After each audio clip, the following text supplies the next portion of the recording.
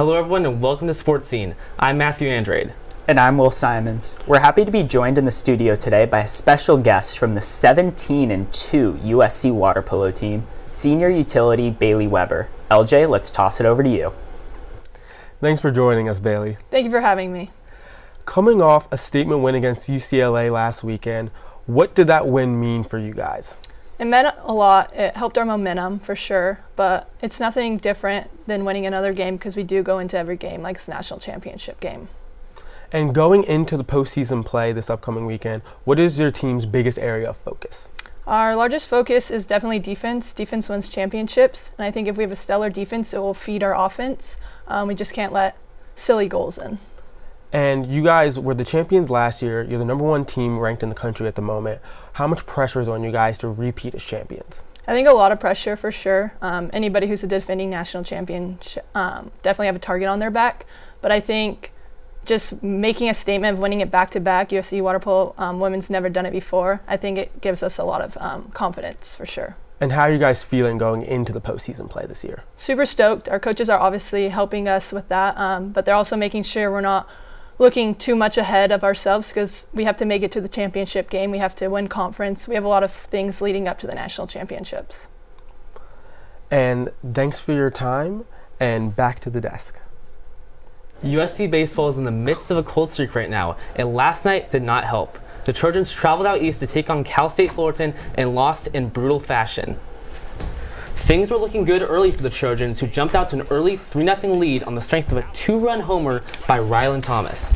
The Titans narrowed that deficit in the fourth, but an RBI double by Tyrese Turner helped the Trojans maintain a one-run lead heading into the ninth. That's when the wheels fell off, and Fullerton tied it with an RBI single with one out before loading the bases and eventually walking it off on a wild pitch by USC's Matt Keating. Well, guys, it's no secret the Trojans are scuffling right now, losing 8 of the last 9. Will, let's start with you. Is the season salvageable for USC? Personally, I think the only way the season will be salvageable for USC is if the pitching improves. Lately, in that cold streak that you said about the last 9 games, USC's been averaging over 8 runs allowed over those 9 games. And in the one game they did win, they gave up 10 runs to Cal State Northridge. And, you know, if you look at the pitching, why it hasn't been performing well, it's got to be strikeouts.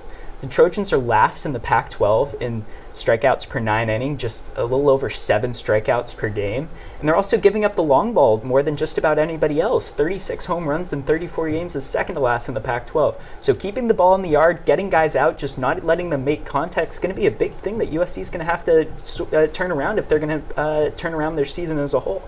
And the problem is it's not just the pitching. The hitting is only mediocre. Right now, they're 6th in on-base percentage, 9th in slugging. If they want to improve, they're going to have their hitting be a lot better to make up for their porous pitching, or the pitching is going to have to improve.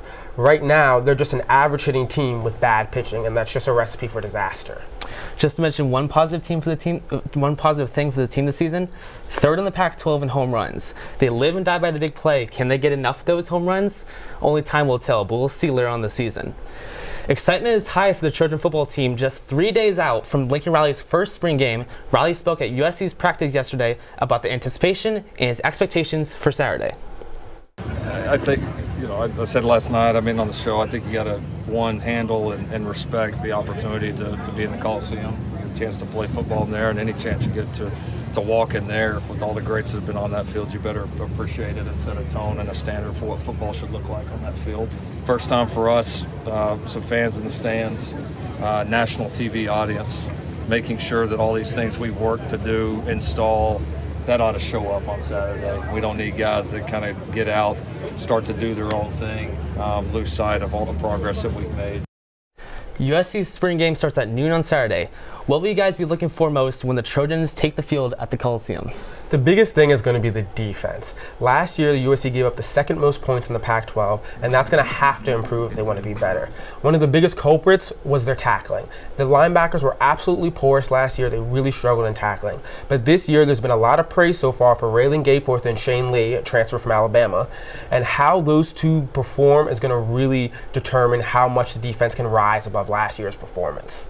You talked about Shane Lee transfer on the defensive side of the ball, but the transfers on the offensive side of the ball are the players I'll be looking for most. So you look at how many receivers they brought in from the transfer portal. You look at Trill Bynum, Brendan Rice, Mario Williams from Oklahoma, and this offense will be completely different this year. Which one of these receivers will step up, we're not sure yet. And also running backs for USC. Travis Dye and Austin Jones come in. We think Travis Dye is going to be the lead back this year, but we don't exactly know how they're going to be splitting carries with Austin Jones, who's going to be getting the goal line runs, and we'll kind of get a little bit of a glimpse into that in the spring game. So it'll be interesting to see how Lincoln Riley is going to use these new players, these new gadgets that he has in the spring game.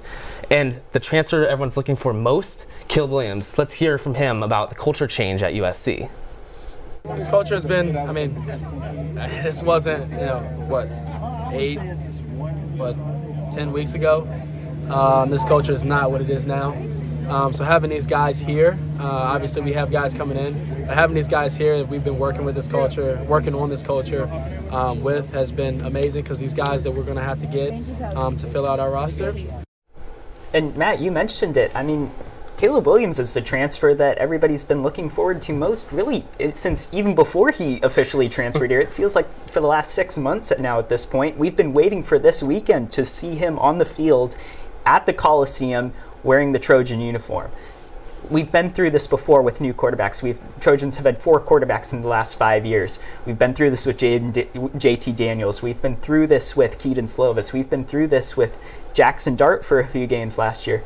But this kind of feels a little bit different. All of those guys had a lot of hype behind them, but none of them quite had the pedigree coming into USC that Caleb Williams has. And, with his familiarity with Lincoln Riley's offense last year, obviously worked with him last year at Oklahoma. He talked about how he's already familiar with the offense. Everything's been installed. Nothing's going to be too different from what they were operating with at Oklahoma last year. But this weekend, we get to see that in action at the Coliseum. Who's not going to be excited for that, right? And I think the thing I'm most excited for to see is how he deals with the pressure.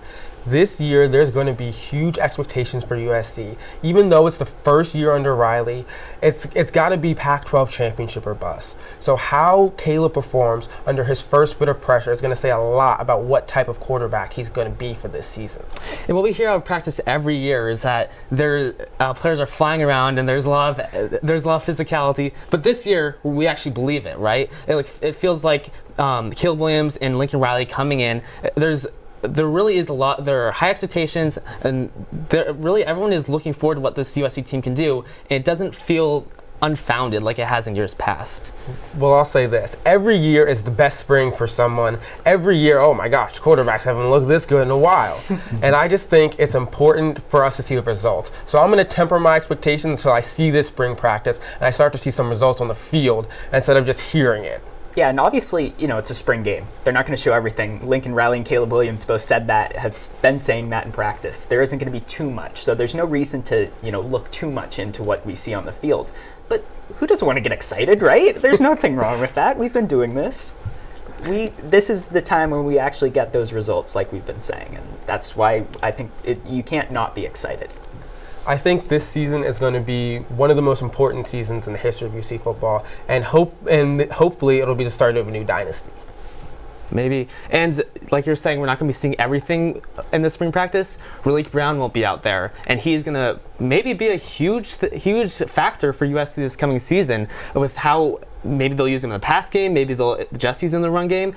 We don't know, because there are so many great running backs in this backfield for USC. So there are so many things we won't see in the spring game, but it'll be nice to at least get a little bit of insight from the spring football game. Yeah, and I guess my final point will be that it'll be interesting to see what the fan environment is like this weekend.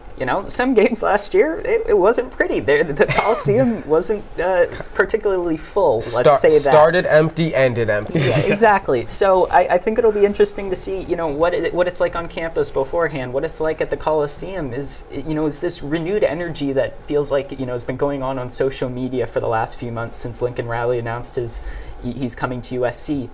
is that going to be, founded in actual, excitement in person? And that's going to be very interesting to see. I have seen that there are people from all over coming to the spring game. That's not something you see ever at spring games, but the excitement for USC, it's real. Yeah. And the fans are coming nationally back. televised game. Yeah, on ESPN. Like, who doesn't want to attend there? Who doesn't want to see how this team's going to look?